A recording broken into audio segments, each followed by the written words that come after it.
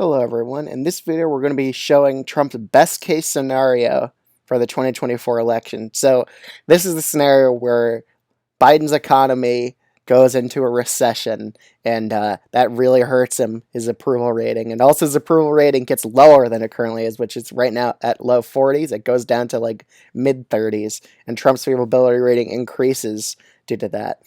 So this is assuming that Trump does a lot better than he is right now. So let me just fill in the safe blue states. Again, it's usually the traditionally safe blue ones, Colorado as well. And the safe Republican ones, there's a lot of them because, again, this is assuming the economy falters and does worse and the inflation keeps going out of control. So this is showing the best case scenario for Trump, the Trump landslide. So let's get right into it. Iowa and Ohio, and a Trump landslide that would go over 10% in the Electoral College here. In Florida, this state would also be just safe Republican in a best case. I think Trump could win it over 10 here. Alaska as well, even with ranked choice voting. In Texas, it would be likely Republican, not safe Republican in best case. I think that's just saying that trends in Texas don't exist, even though it benefits Dems a lot in the long term. New Mexico, in a best case scenario, would it go lean Democratic? Biden only won the state by 11, so I'd say it would only go Biden plus 4 or so in a best case scenario for Trump. Virginia, no. I think it stays like a 6-point Biden victory still. I'm still kind of hesitant about New Mexico, but I'll keep it in the lean scenario for Trump's best case scenario still. But in North Carolina, he could totally win it by likely Republican in a best case scenario. Georgia, only lean Republican. Again, Democratic trends in the urban areas here are bad for Republicans long term. Also, I forgot to mention Trump's VP pick would be very important. Picking Nikki Haley, I think, would probably give him the best VP pick electorally and help him with independence here.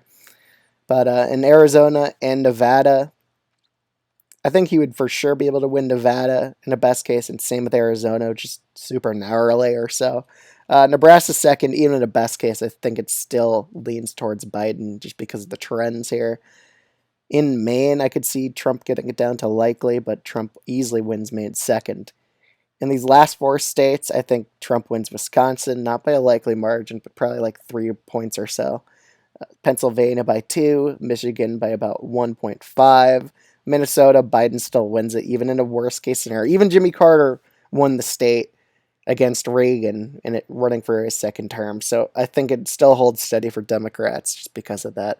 And New Hampshire would be the surprise flip of the night with a lot of momentum with the Trump campaign, especially if Biden's approval rating collapses in 2024. It could be a narrow flip in New Hampshire for Republicans. So Trump probably wins a popular vote in the scenario by about 2% or so. But let's take a look at the Senate and House maps for Republicans' best case scenario. So the Senate map with Trump performing pretty well in the Electoral College, he would get 55 Senate seats. I still think Alyssa Slotkin's such a strong candidate. She would outperform Biden by a lot in Michigan. Plus, Michigan really doesn't have any good Republicans to run statewide except for John James. But I think Alyssa Slotkin would still beat him even in this. But Republicans get a flip in West Virginia, Ohio, Montana, Arizona, Nevada, and Wisconsin in the best case.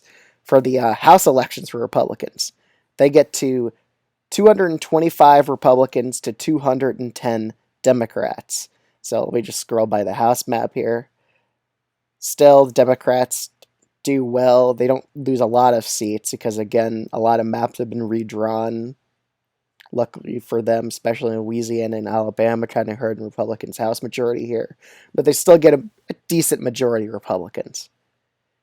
So overall, they don't do terrible Republicans in the House. They do a lot better in the Senate, which is probably more important, I'd argue.